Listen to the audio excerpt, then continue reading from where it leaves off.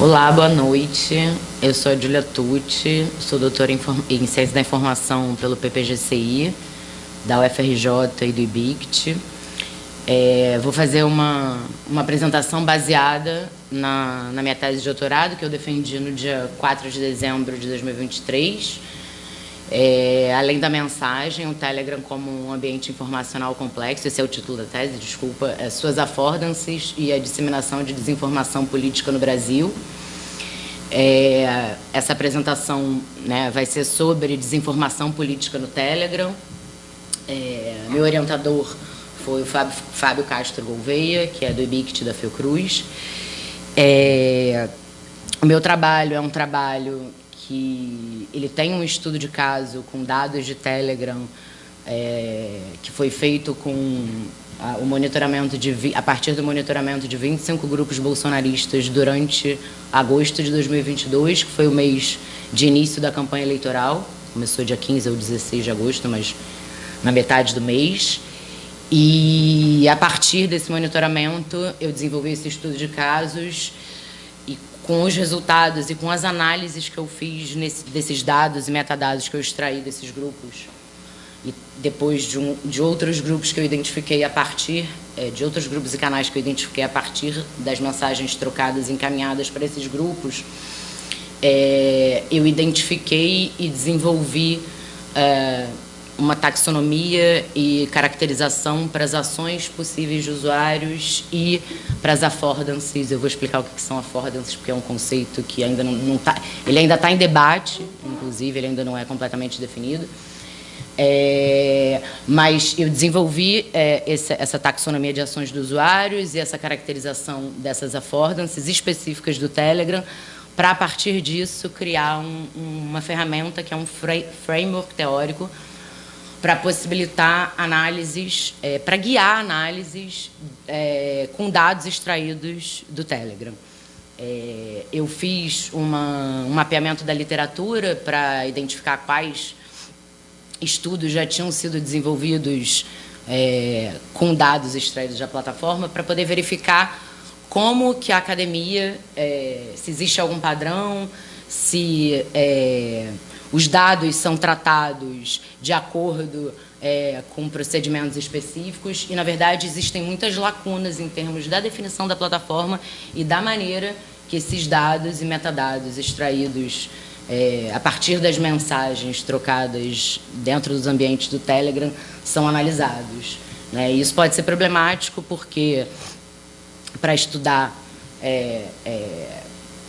o fluxo de informação e para entender o fluxo de informação dos atores mais relevantes e como é feita a mediação da informação que chega até os usuários da plataforma, precisa existir algum padrão e diversos campos de pesquisa que usam esses dados precisam ter definições comuns para que esse debate seja feito de uma maneira compreendida, que possa ser compreendida, e que as pesquisas possam avançar sem que haja desníveis e que, né, esses conteúdos possam ser entendidos e utilizados por diversas áreas. Então, o conteúdo, eu vou fazer só uma contextualização, depois definir alguns conceitos, falar sobre os usos do Telegram no Brasil, por que ele se tornou mais relevante a partir de um fenômeno chamado de desplataformização. Eu coloquei entre aspas porque não existe uma definição formal para esse termo, deplatformization, é um termo, né, em inglês. É um conceito de 2020 também, então também é um conceito novo. Depois, mostrar como que a plataforma foi evoluindo, que a gente conhece ela foi lançada como um aplicativo de mensageria, uma ferramenta de troca de mensagem individual, e depois ela foi evoluindo e se tornou uma plataforma híbrida, e é por isso que o fluxo de informação dentro dela é tão problemático. Aí eu vou apresentar alguma coisa desse estudo de caso da eleição de 2022, com alguns exemplos, e depois outros exemplos que não estão dentro da minha tese, mas de discurso de ódio e desinformação que você identifica na plataforma com uma simples busca. Então, que é importante para quem estuda isso, mas também para a gente entender que qualquer usuário que cria uma conta na plataforma pode ter acesso a informações bastante problemáticas. E aí depois falar um pouco de agenda futura.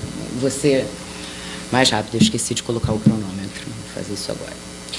Bom, introdução e contexto. Então, o emprego de estratégias de desinformação para influenciar a opinião pública e processos eleitorais, ele não é novo.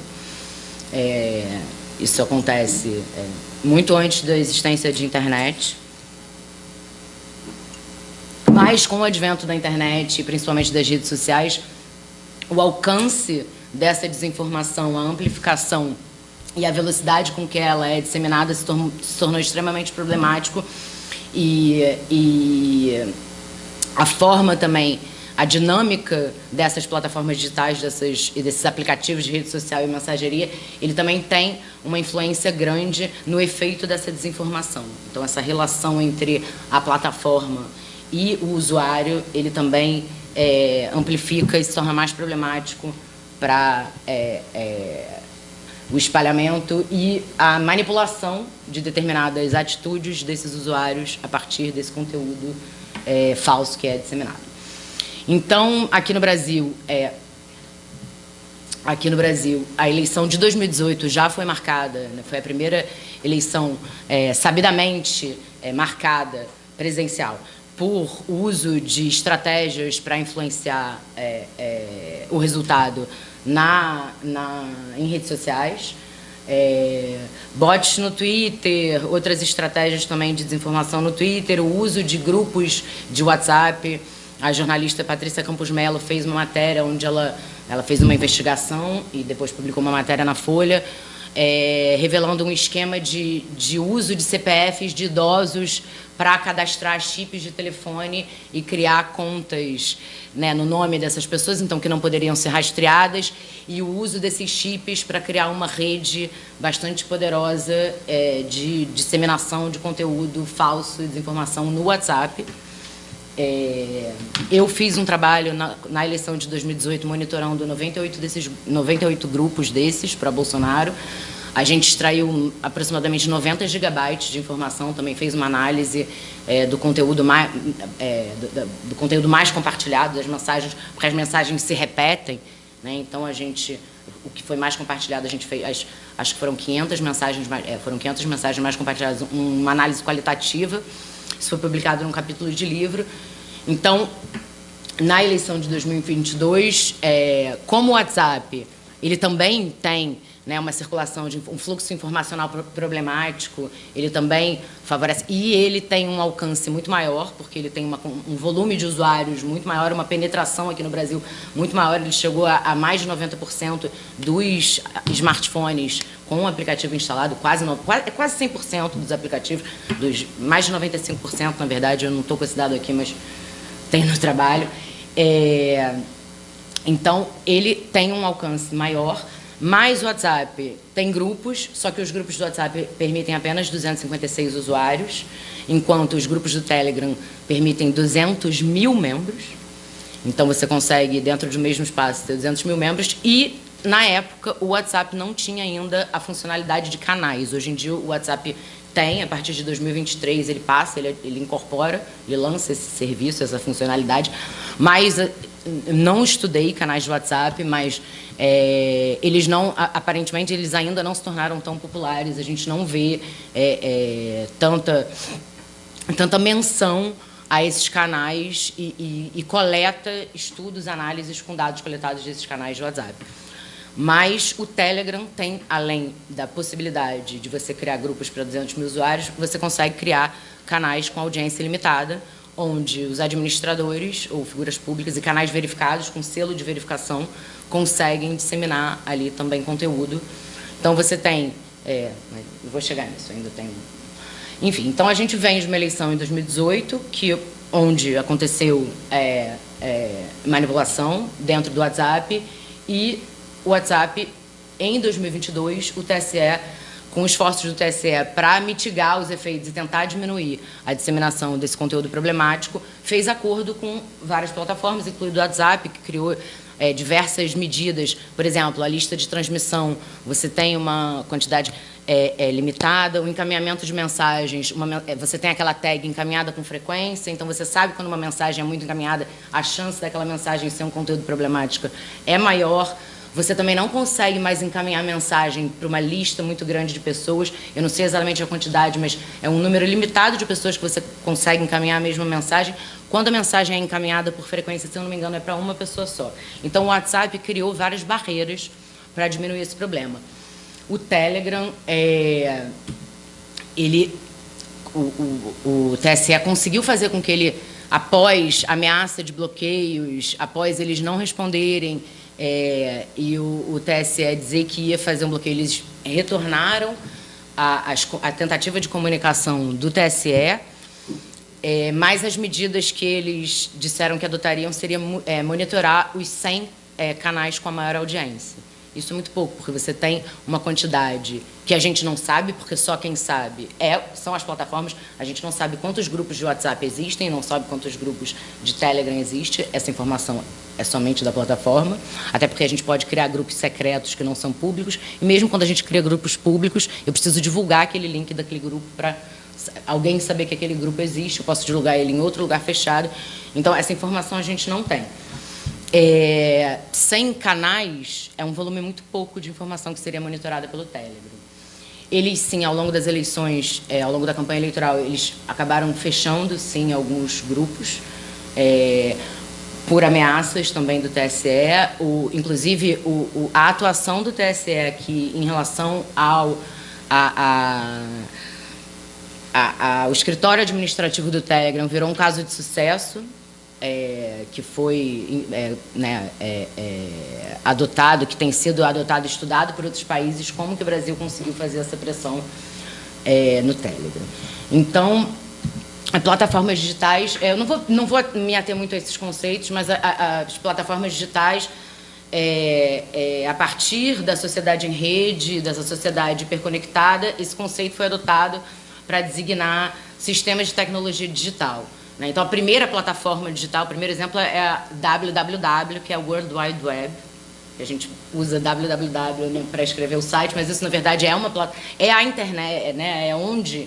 É a plataforma onde circula a informação da internet, a principal, não é a única, mas que a gente chama hoje de internet, que foi criado como um sistema de compartilhamento de informações online. E aí as redes sociais, né, na verdade não só as redes sociais, mas as principais plataformas que a gente conhece hoje são as redes sociais, mas a Amazon, que não é uma rede social, é uma plataforma, a Wikipedia. Então, na verdade, um site da internet, o G1 é uma plataforma, são esses ambientes na internet, que então, assim, a diferença, né, como é que a gente diferencia o que é uma plataforma digital de uma empresa tradicional? As empresas tradicionais, elas têm ali uma cadeia de suprimentos, elas criam valor dentro, né, em uma relação com empresa-cliente, numa cadeia de suprimento.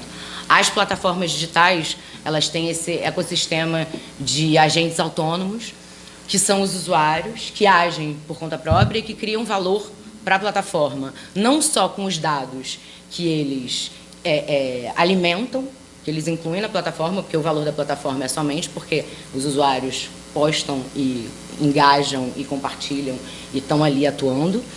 Esse é o valor que ela tem. Além disso, o usuário cria valor para ela de uma outra maneira, porque existe uma relação entre o usuário e a plataforma vai evoluindo e criando novas funções a partir dessa interação com o usuário. Assim, 2 exemplos disso são do Twitter, porque o Twitter é mais antigo, mais estudado. Então, assim, a hashtag, que todo mundo hoje conhece, você tem a hashtag no Twitter, você busca por uma hashtag, a hashtag ela é um link clicável, ela é um agregador de tópicos. Né? Ela agrega um tópico, então você clica numa hashtag, ele vai elencar para você num feed todos os posts que tem aquela hashtag. Você pode ordenar pelos mais recentes ou que tem maior destaque.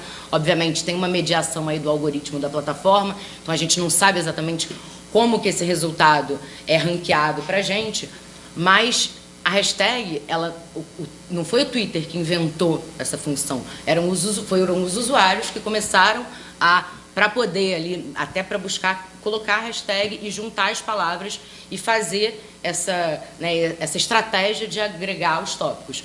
O retweet, né, o que hoje em dia tem um botão, automaticamente você clica ali e ele compartilha que é uma forma de você endossar o tweet, o conteúdo postado por alguém.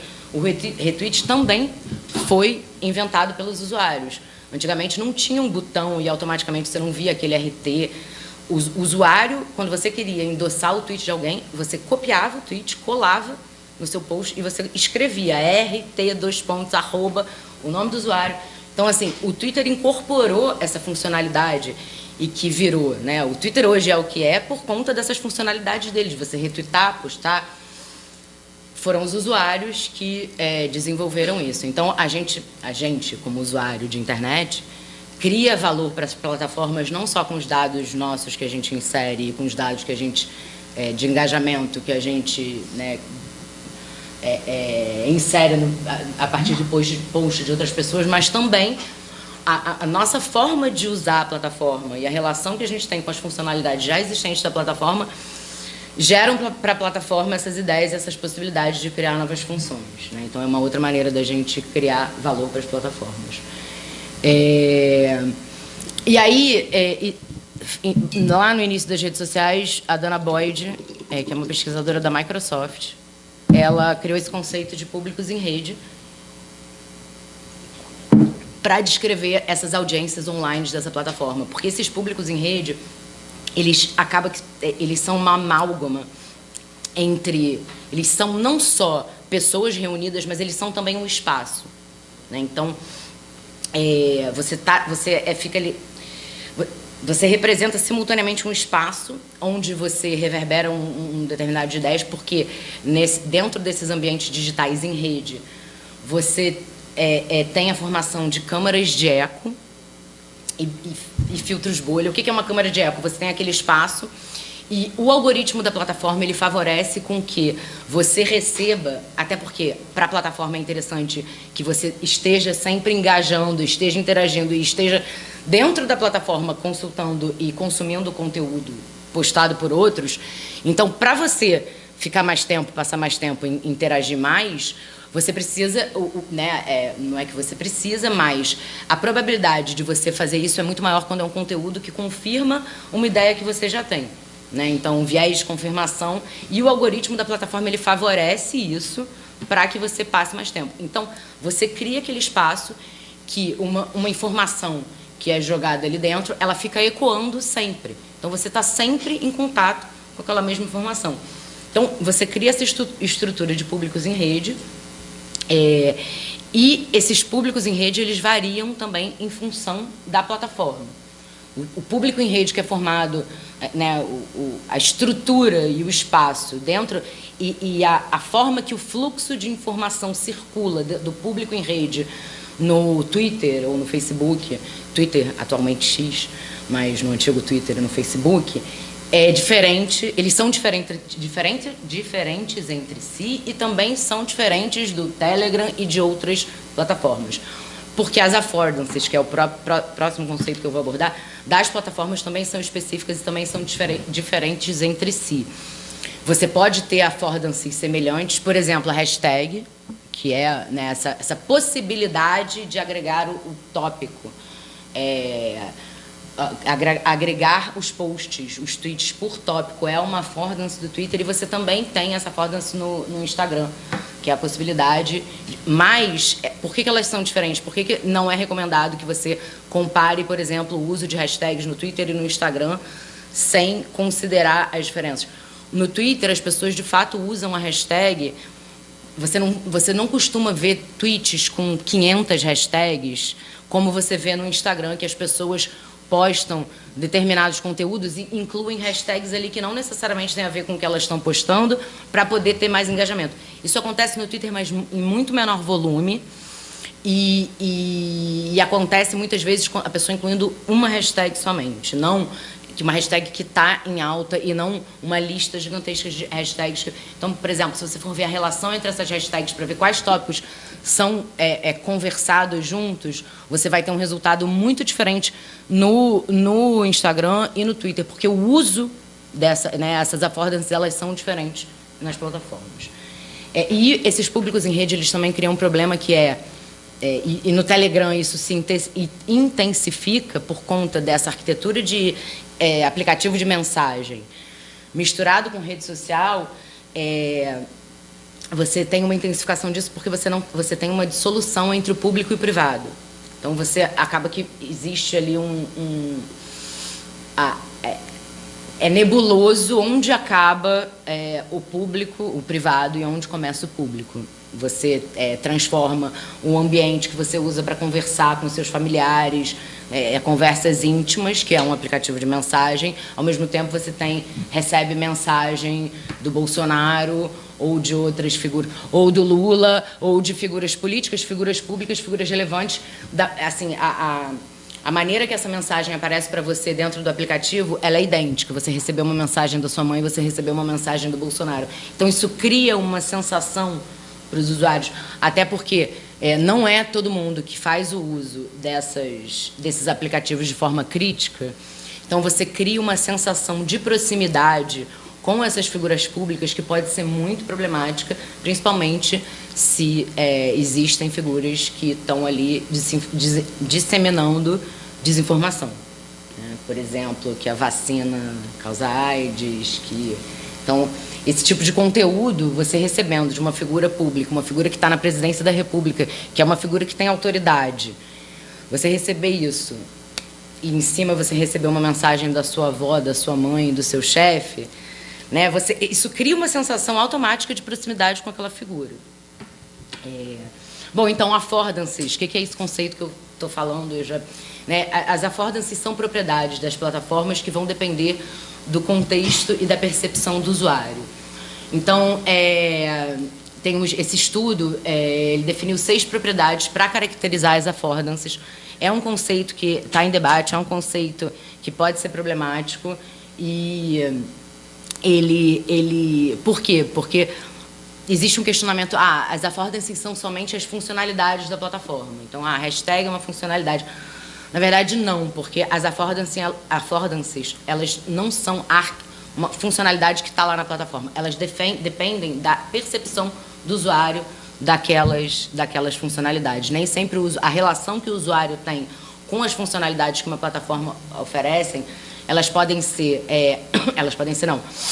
dependem do contexto, né? Então, se você tem um grupo de acadêmicos que estuda plataformas, eles vão ter uma relação, mesmo com uma plataforma nova que seja lançada e com as funcionalidades oferecidas ali por aquele sistema, justamente por já ter o contato e por ter uma visão crítica, uma visão de analisar, entender um pouco do que tem por trás, de como é a base de dados, que possibilita que a gente veja aquela interface, vão ter uma relação diferente do que um grupo de pessoas que não está acostumado a usar a internet, que não tem...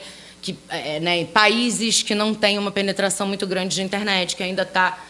Então, pessoas que estão começando a ter o contato agora com esse tipo de ferramenta. Então, a percepção das funcionalidades das plataformas, ela difere completamente. Então, assim, elas são relacionais, porque elas dependem dessa interação, elas são percebidas, e aí essa percepção, não é nem que elas podem levar ele a agir ou deixar de agir. Elas podem impedir com que o usuário aja de uma determinada forma, porque ele não sabe que ele tem a possibilidade de agir ali daquela maneira. Por exemplo, o Telegram tem uma funcionalidade que, quando você cria um nome de um usuário, um arroba, né, a gente tem lá aquele arroba que a gente cria no Instagram, tem um arroba no Telegram. Quando você cria um arroba, automaticamente seu perfil se torna público. Então, isso não é sabido, isso não está escrito ali, não tem uma instrução, não tem uma informação, não tem um manual que te diz isso, não tem um passo a passo. Quando você cria uma conta, você vai lá, coloca o seu número de telefone, coloca o seu e-mail e tem um nome de usuário. Você é acostumado a colocar um nome de usuário. E aí depois você não tem uma... A partir do momento que você cria um nome de usuário no Telegram, você torna o seu perfil buscável. Então, qualquer pessoa que digitar lá o seu nome do usuário ou algo parecido, existe a possibilidade de que você apareça, né? Porque se você tiver um nome muito comum, o retorno da busca do Telegram não é uma lista enorme, ele retorna uma quantidade limitada. O sistema de recomendação dele retorna uma quantidade limitada de resultados, os quais também são elencados, são recomendados de uma maneira que a gente não consegue identificar. Não tem ali um critério muito específico e que seja facilmente identificável de como o Telegram recomenda essas buscas, o que também pode ser problemático, eu vou mostrar. Então, elas, dependem do contexto, elas podem motivar ou desmotivar uma ação. Por exemplo, o story do Instagram. Quando você olha um story, as pessoas conseguem saber que você viu o story. Então, isso, né, essa possibilidade de ver quem viu o seu story é uma affordance do Instagram que pode te levar ou não a ver o story de alguém, porque você não necessariamente quer que aquela pessoa saiba que você viu o story dela. Né? Então, é essa relação que faz com que a gente haja ou deixe de agir. E elas são discretas no sentido de elas serem específicas para plataformas específicas. Então, dentro do sistema, você vai ter as affordances específicas para aquele sistema, apesar de você ter... Bom, então aqui, como eu já também estou adiantada na hora, são os números do Telegram no mundo. Ele é lançado em 2013, então ele já tinha 30... Ele, né, começa ali em 2014 com 35 milhões de usuários. Em 2022, ele atingiu 700 milhões. Ele tem ali, exceto por 2018, que ele tem um crescimento, a tendência de crescimento bastante importante, ele vem crescendo desde então, e agora, isso aqui eu peguei hoje, é de abril, ele tá com atingiu 900 milhões, esse aqui, na direita, é o canal do dono do Telegram, do criador do Telegram, Pavel Durov. Ele publica, então você também pode seguir e receber uma mensagem do criador do Telegram, assim como você recebe a mensagem da sua mãe, do seu chefe, dos seus amigos. Então, 900 milhões, e ele acredita que até o final desse ano, 1 bilhão de usuários. Então, a plataforma vem aumentando e crescendo com uma importância interessante. Isso aqui já tem 2 anos, mas 2 anos atrás, esses dados são muito complicados também, da gente saber a quantidade de pessoas que têm Telegram instalado no telefone. Existem alguns dados das lojas de aplicativo, mas também existem outras maneiras de você baixar o aplicativo. Mas 2 anos atrás, na época das eleições, né, no período pré-eleitoral, 60% dos smartphones do Brasil já tinham o aplicativo instalado. Então, a linha do tempo do Telegram, ele é lançado em 2013. Em 2014, ele já lança essa affordance da possibilidade de criação de um nome do usuário, e aí, que, como eu falei, pode não ser percebida. Em 2015, ele lança os 2 serviços que tornaram a plataforma híbrida, né, que mistura essa arquitetura de mensageria com todas as características e funções de uma rede social, que é a possibilidade de criar esses esse ambiente, o canal, para transmitir conteúdo para uma audiência limitada, que é o dono do canal, ou os administradores, mas que postam como dono do canal, transmitindo para muitos, e esses supergrupos que eles começaram com 1.000, depois 10.000, e hoje em dia podem ter 200 mil membros, esses supergrupos de discussão. Então, isso torna, né, isso que faz essa característica híbrida da plataforma. Aqui é só um diagramazinho de Venn mostrando. E aí é uma definição que eu propus, que é uma plataforma digital híbrida que combina as funcionalidades de mensageria, como eu acabei de falar, e de redes sociais. E as interfaces também. Aqui são as affordances específicas da plataforma, eu não vou entrar nos detalhes. Eu já falei algumas, já passei por algumas aqui.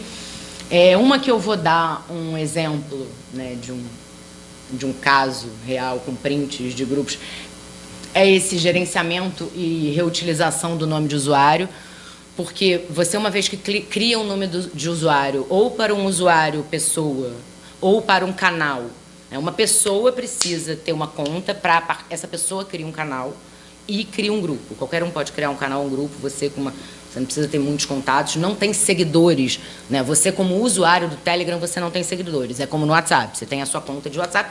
No WhatsApp você pode criar um grupo, no Telegram é a mesma coisa, você pode criar um grupo. Só que quando você cria esse arroba para o grupo, ou esse arroba, esse nome de usuário, para o canal, ou para a sua própria conta, automaticamente isso gera um link, que é o t.me/ o seu nome de usuário.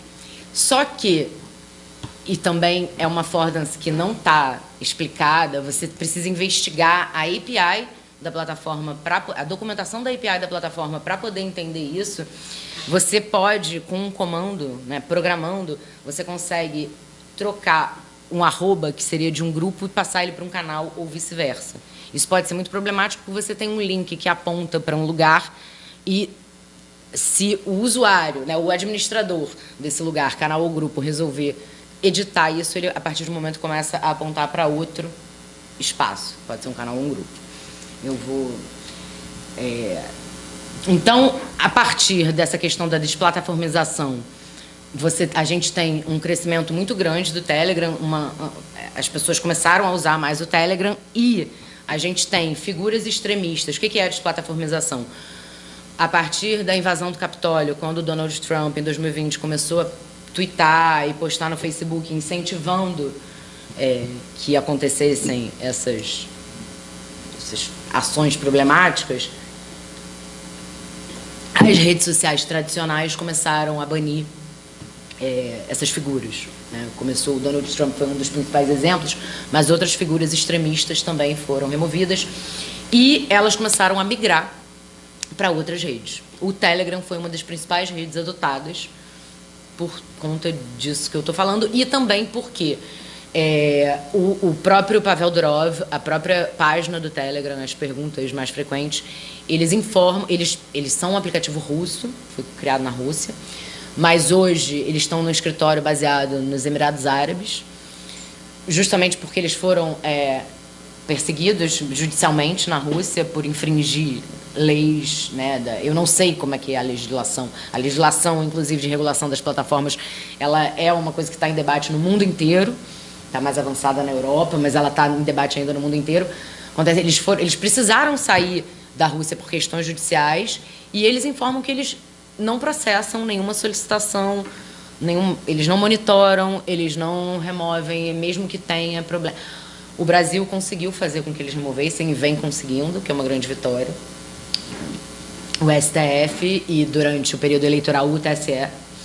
Mas ainda é muito problemático. E, para você fazer com que eles removam, você precisa identificar e você precisa saber que essa informação está sendo trocada ali. O que nem sempre a gente consegue identificar. Então, a partir disso, o Bolsonaro, ele não foi banido das redes sociais, né? Inclusive, o Trump foi banido, mas ele voltou ao Twitter depois da aquisição pelo Elon Musk.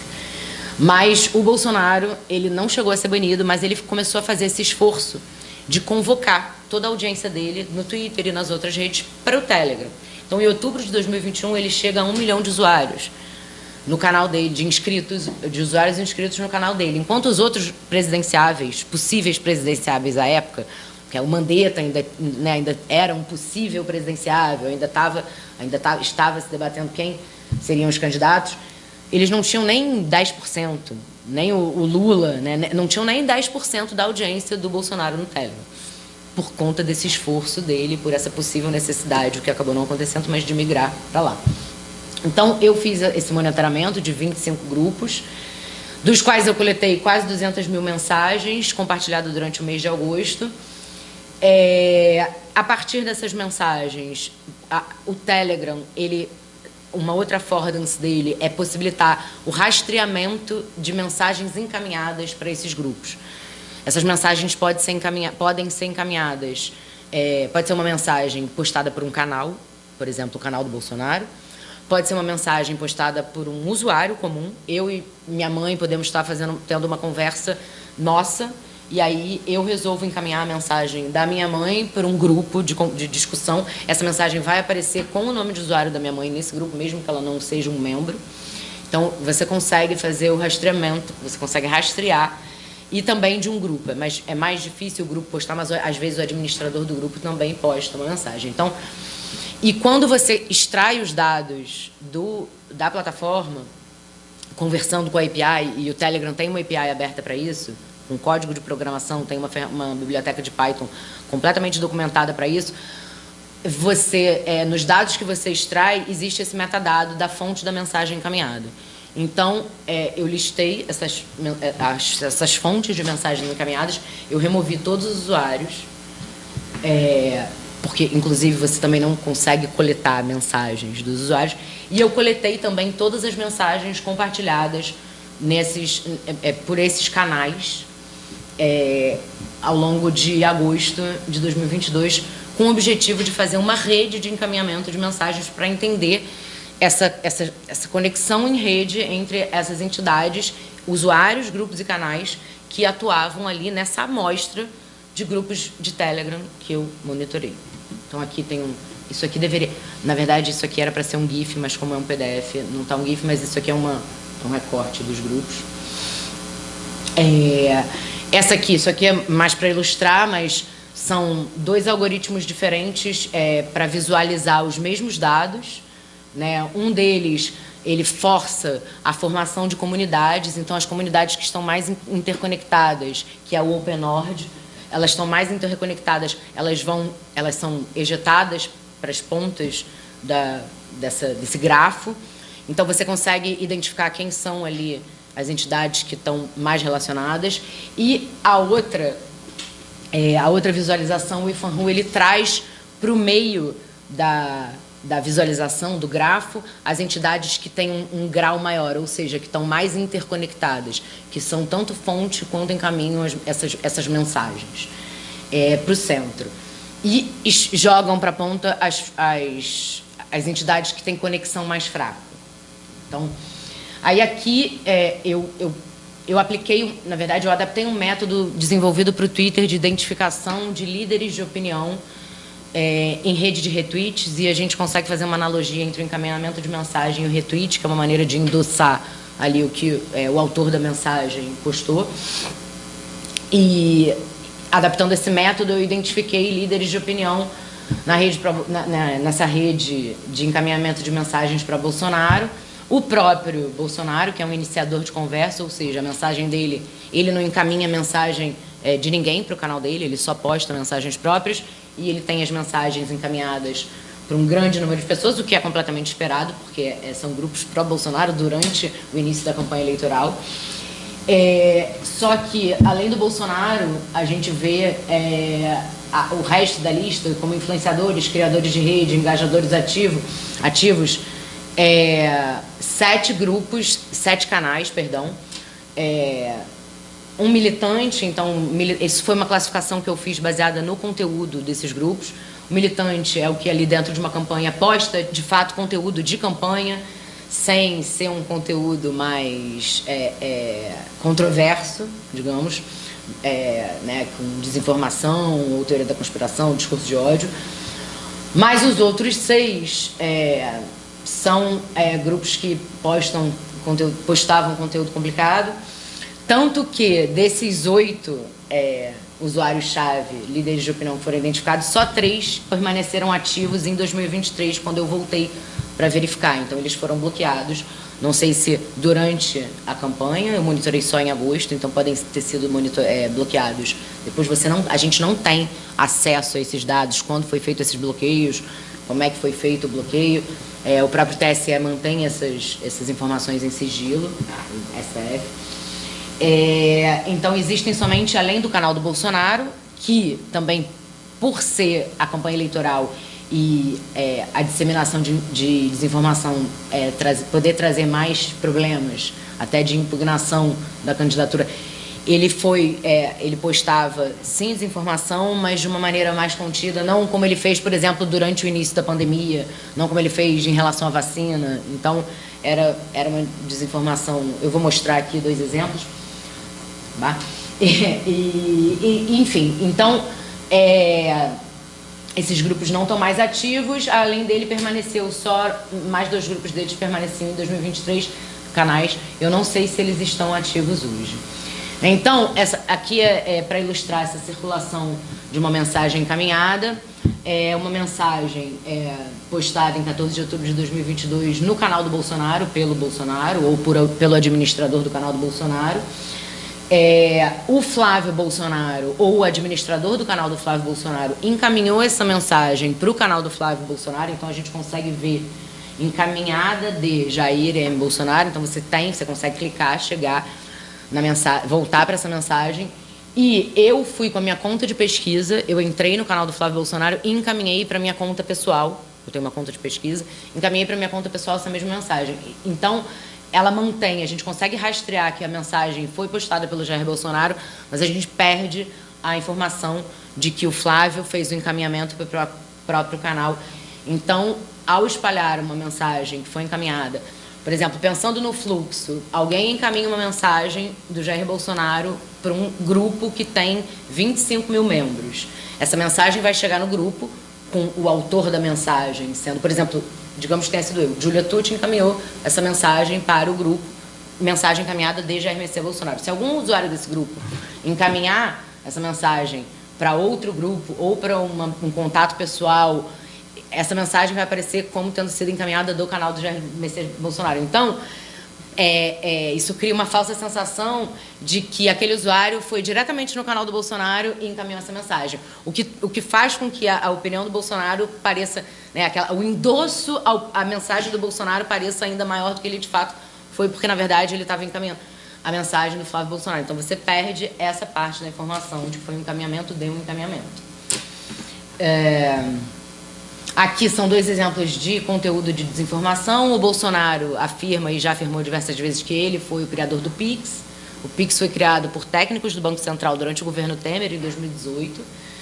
Então, ele faz essa propaganda, usou isso na campanha eleitoral. E ele também faz uma confusão entre matriz elétrica e matriz energética para dizer que o Brasil possui mais de 80% da matriz. E a gente também não possui 80% da matriz elétrica proveniente de fontes renováveis e nem da energética. Então, ele faz para dizer que o Brasil, no governo dele, virou líder de energia limpa, o que também não é verdade. Então, esses aqui são conteúdos, eu optei por colocar esses 2 conteúdos, que inclusive estão na tese também, porque eles são conteúdos que têm imagem. Existem muito conteúdo de desinformação postado pelo Bolsonaro, mas em forma de texto, né? Então, o que ele diz, digamos que ele exagera em alguns números. X milhões, ele coloca X mais alguma percentagem. Então, assim, tem algumas distorções, estradas que foram reformadas, tem muita desinformação sobre infraestrutura.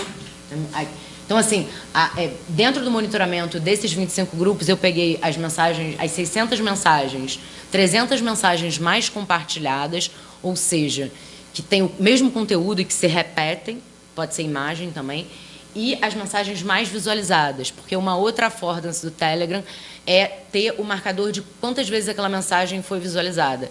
E mais interessante que isso é que essa contagem é sincronizada. Então, por exemplo, lembra que eu falei, se eu encaminhar uma mensagem, como o Flávio Bolsonaro encaminhou, eu encaminhei para minha mãe uma mensagem do Jair Messias Bolsonaro. Quando alguém for ver a mensagem postada por ele, cada visualização que aquela mensagem tem, o contador aumenta. A minha mãe, quando ela entrar no feed dela comigo, na conversa comigo, e olhar a mensagem do Bolsonaro, se ela olhar daqui a 6 meses, aquela contagem vai ter aumentado. Então, você consegue também acompanhar a quantidade de visualizações. Isso é sincronizado, né? Então, você tem essa homogeneidade em verificar. Você não fica com E aí isso também pode causar uma falsa impressão de que, na data que eu encaminhei aquela mensagem para minha mãe, ele já tinha aquela quantidade de visualizações. Só que não, isso vai sendo acumulado ao longo do tempo. Né? Então, são várias ali características problemáticas da plataforma que podem induzir e acabam formando a nossa opinião, porque quando você vê uma mensagem que tem uma quantidade de engajamento artificial, que não é artificial, mas que ela causa uma impressão de ser maior do que ela é na data que você está visualizando, na data que está ali marcada nela, isso pode te influenciar a agir ou não de determinada maneira, ou então a endossar ou não determinada opinião, compartilhar ou não determinado conteúdo. A partir dessa análise qualitativa que eu fiz, eu classifiquei o que era ou não desinformação e encontrei mais da metade das mensagens tinham conteúdo de desinformação. Essa imagem de cima, esse gráfico de barras, ele mostra a fonte dessas mensagens e ela é distribuída, e embaixo é uma visualização que permite ver a relação, é como se fosse um diagrama de Venn, mas como ele tem mais variáveis, ele mostra o conjunto, a interseção entre conjuntos de temas e tons de comunicação usados para construir essas mensagens de desinformação. Então, o que eu verifiquei aqui, para simplificar, por exemplo, existiam ali 18 mensagens com tom de campanha sobre o tema de infraestrutura, né, que continham desinformação. É uma mensagem que tem apenas um tema e ela tem um tom de campanha, ela não tem um tom de alarme, né, de deboche. Ela tem um tom de campanha eleitoral, ela tem desinformação e ela é sobre infraestrutura, uma mensagem monotemática.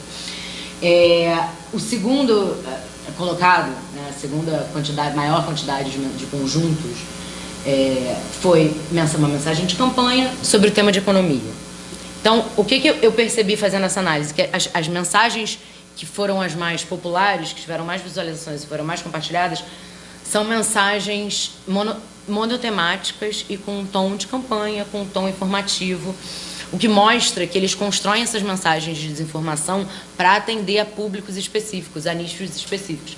Isso, inclusive, corrobora o resultado que a gente teve em 2018, fazendo a análise nos grupos de WhatsApp, que mostra que eles vêm melhorando e estudando mesmo essa estratégia, desenvolvendo essa estratégia para criar e disseminar e conseguir com que reverbere esse conteúdo de desinformação. Aqui é um exemplo de acoplamento canal-grupo e que demonstra aquela affordance que eu falei da possibilidade de você trocar o espaço para o qual um determinado link ou nome de usuário aponta. Né? Então, aqui tem uma mensagem que é um card de campanha para uma candidata a deputada do partido do Bolsonaro, e em 2022, né? Aqui tem uma prática comum dentro do Telegram é a criação de pares de canais e grupos, né? Então, o grupo, o canal, ele é aquela entidade que só ele posta e ele tem uma certa legitimidade, porque ali naquele espaço só ele pode compartilhar a informação. E normalmente tem um grupo de discussão, eles costumam ter inclusive o mesmo arroba. Nesse caso aqui é Direito Inteligente e Direito Inteligente Oficial. O grupo é Direito Inteligente, Direito Inteligente Oficial é o número do canal, o nome do canal. Normalmente o conteúdo que é postado no canal, ele é compartilhado para o grupo, onde você tem ali os membros discutindo e as pessoas comentam e discutem e debatem em cima daquele conteúdo. Além, elas podem encaminhar do grupo, né, do canal, mas elas também usam os grupos para encaminhar para outros usuários e para outros grupos particulares.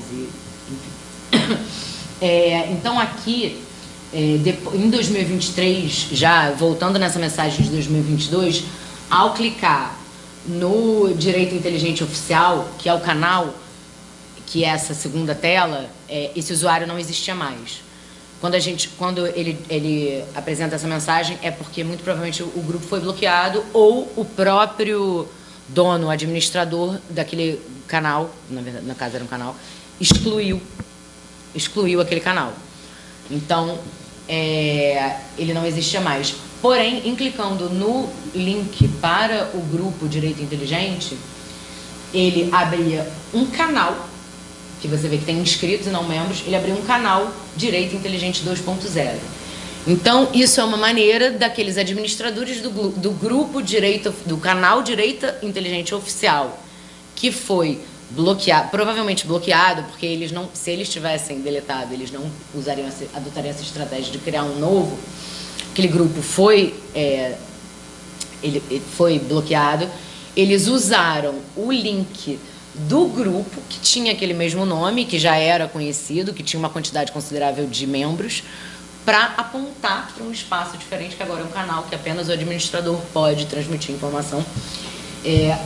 Tudo bem que esse canal ele tinha 72 inscritos apenas, então ele não chegou a ser essa estratégia dele não foi bem sucedida, mas isso é uma coisa que é repetida e essa prática é bastante comum dentro da plataforma.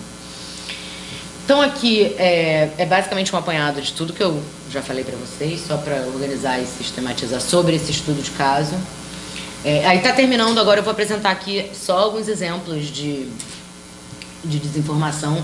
Esse aqui é um grupo público que eu encontrei facilmente, apenas digitando no campo de busca do Telegram Alexandre de Moraes, que é morte ao ministro Alexandre de Moraes. Isso eu identifiquei em 2022. Fiz um relatório, entreguei para a Aline Osório, que é responsável pelo combate à desinformação, na época era no TSE, mas no STF. Então, esse grupo foi bloqueado, depois eu identifiquei ele funcionando novamente, porque o bloqueio não depende exclusivamente das autoridades. O Telegram bloqueia e depois o próprio Telegram pode desbloquear. E para você identificar que ele foi desbloqueado, tem que ter alguém ali fazendo aquele monitoramento. Se ninguém está fazendo aquele monitoramento, ninguém sabe. Inclusive porque o Telegram não tem um feed onde essa informação, apesar desses, né, esses espaços, grupos e canais serem públicos, qualquer um pode entrar. Não existe um feed dentro da plataforma, como tem no Twitter, por exemplo. Se entrar no Twitter, tem um feed do que é público, do que as pessoas... Mesmo que você não siga aqueles perfis, você consegue acessar as publicações mais populares, mais recentes. O Telegram não oferece isso. Então, você tem mensagens em ambientes públicos sendo trocadas, ambientes que têm dezenas de milhares, centenas de milhares, 1 milhão, no caso, de canais, né, gente? Milhões de pessoas inscritas, membros, e que você não tem um feed público onde você possa verificar e monitorar aquele conteúdo. Isso é bastante problemático. Então, aqui eu fiz uma nuvem de palavras, 150 palavras mais usadas, né, postadas nas mensagens. Então, assim, tem vagabundo, Lula, e outros palavrões. Então, assim, é bastante violento. Aqui tem uma mensagem, tá faltando o quê para a gente se organizar e matar esse elemento do PCC? Então, assim, eu coloquei uma barra porque você consegue verificar, você consegue ver o nome da pessoa, o telefone da pessoa, não necessariamente clicando, mas quando você faz uma coleta via API, você tem acesso a essas informações. Então, isso é bastante problemático. Obviamente, né, não existe garantia de que esse telefone tenha sido registrado no CPF da pessoa que, de fato, está postando essa mensagem, nem de que a foto seja, de fato, da pessoa que está postando essa mensagem. Eu também não fiz essa investigação, mas é possível fazer um rastreio, né, de quem está postando esse conteúdo. Aqui é um outro exemplo que, assim, escrevendo também no campo de busca palavras como nazismo, nazista, fascista, fascismo, você identifica bastante conteúdo neonazi fascista, mensagens, fotos, enfim. E o Telegram também, ele serve como um repositório de conteúdo. Qualquer coisa que... Por exemplo, quando a gente entra num grupo de WhatsApp, se eu mandar para você um link, para vocês, um link de grupo de WhatsApp público, quando você entrar nesse grupo, você não vai ter acesso às mensagens que forem postadas antes de você entrar. Você só tem acesso... O Telegram não, você tem acesso a todas as mensagens desde a criação daquele grupo. Então, você consegue acessar todos os vídeos, áudios, documentos de texto, tudo que foi postado ali. Então, ele funciona, de fato, como um repositório. E muitas vezes pode ser um repositório de conteúdo problemático, como, por exemplo, esses conteúdos. E aí, aqui tem...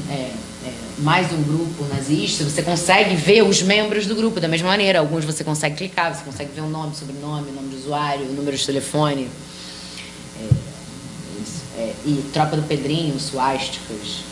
E aí, hoje, essas duas capturas de tela da direita são de hoje. Eu escrevi nazista, nazismo, e aí você acha facilmente, assim, de fato, você identifica esse conteúdo com muita facilidade. Nazismo esotérico, 340. Então, não, e o maior problema disso primeiro, que não tem esse feed e não, né, você não sabe a quantidade desses grupos que existem.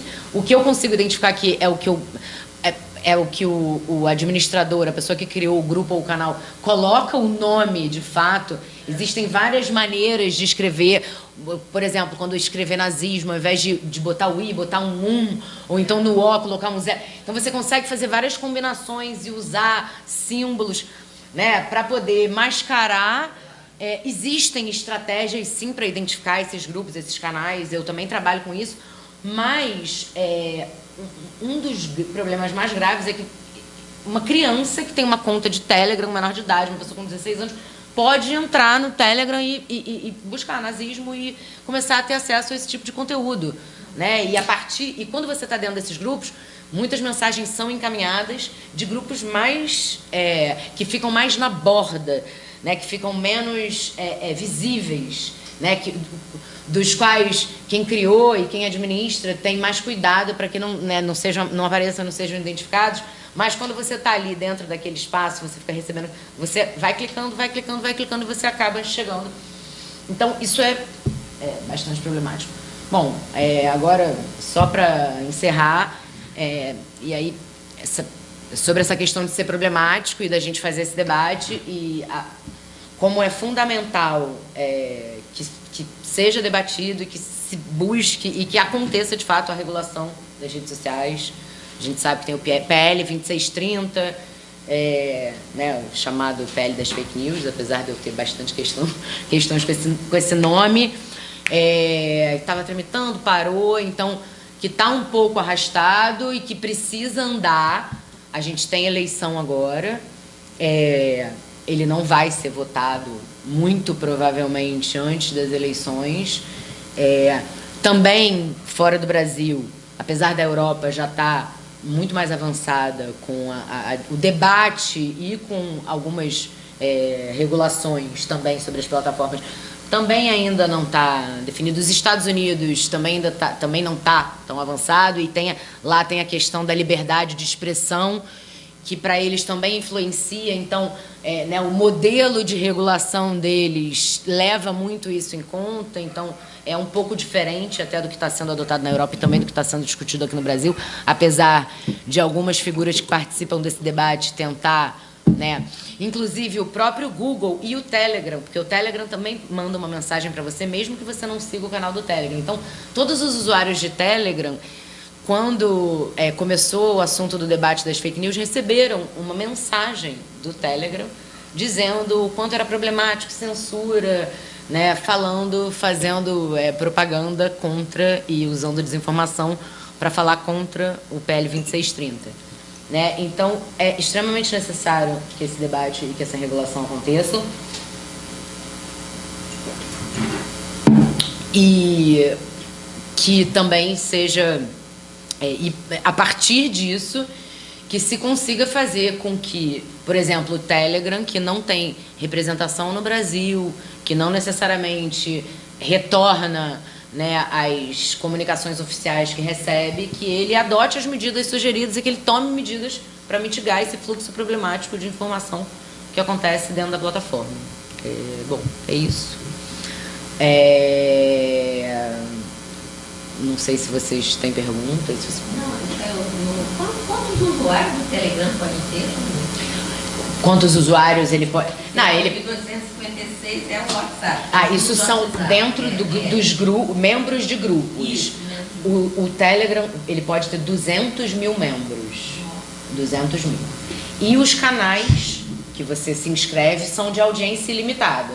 Então, o limite da quantidade de inscritos em um canal do Telegram é o total de usuários de Telegram. E não só usuários, e canais e grupos criados, porque um canal pode ser inscrito em outro canal.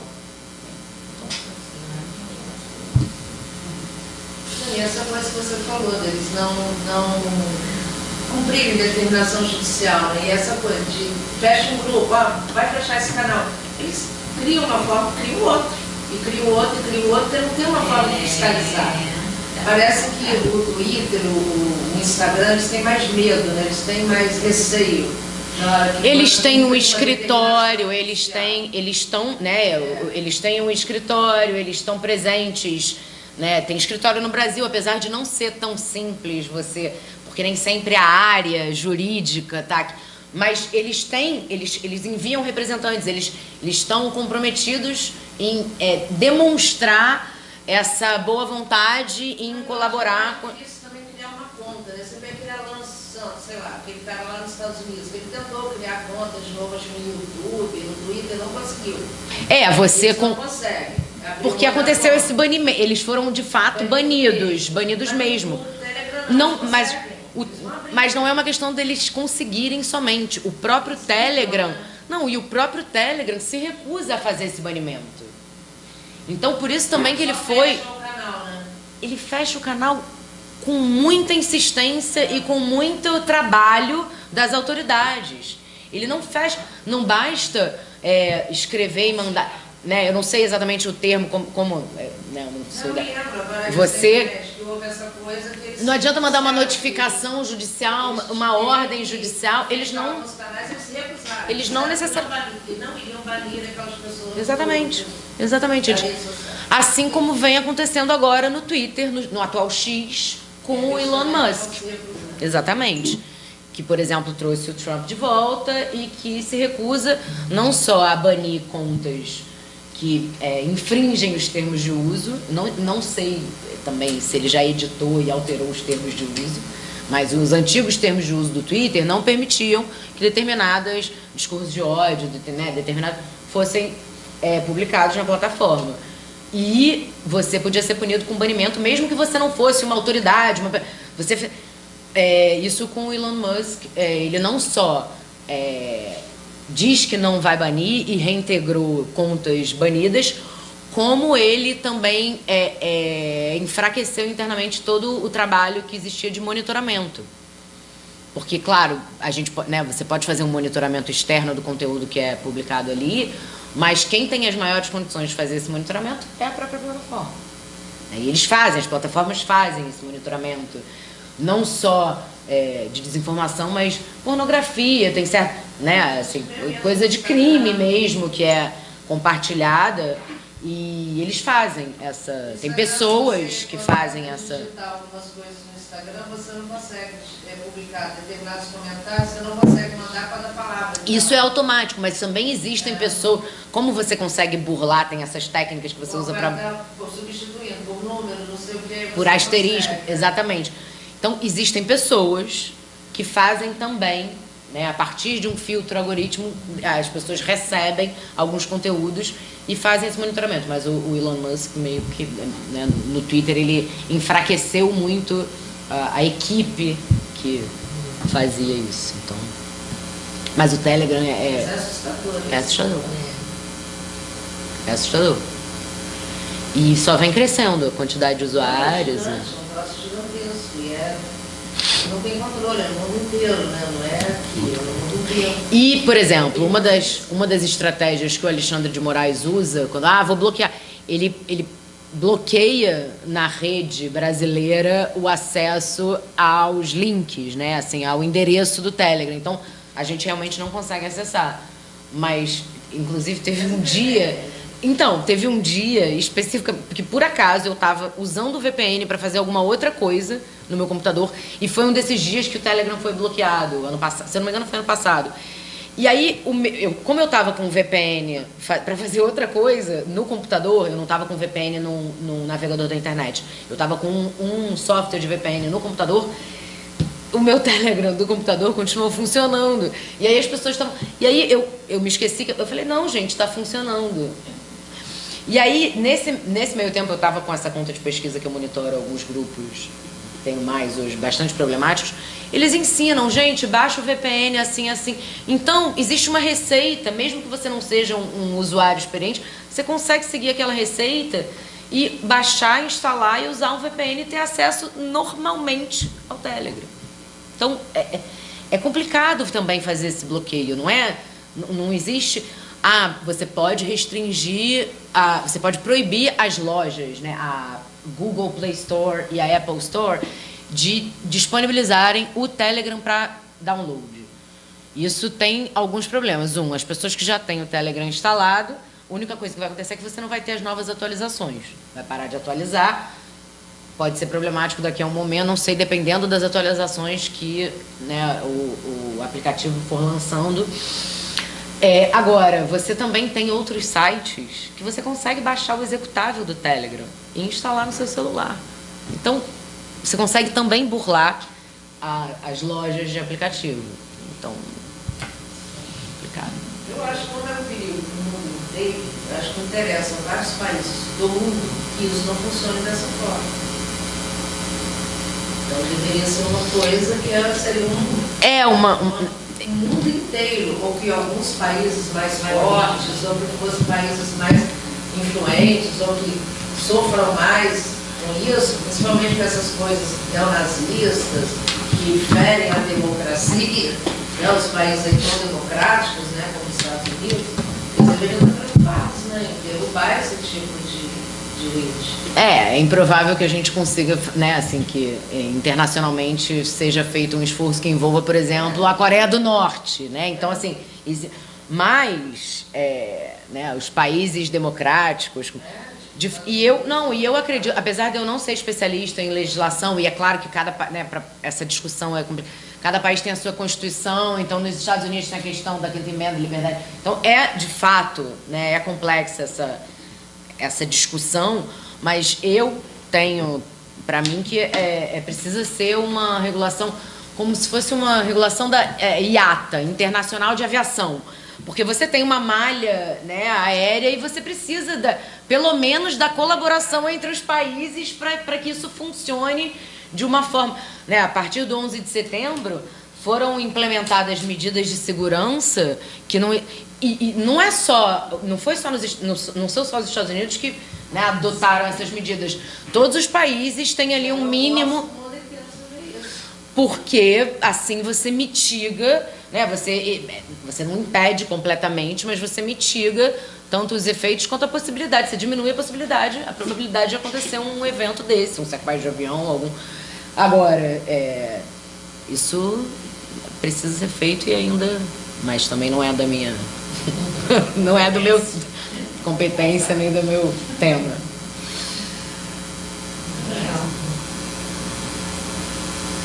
Então... É isso. Boa noite. Obrigada.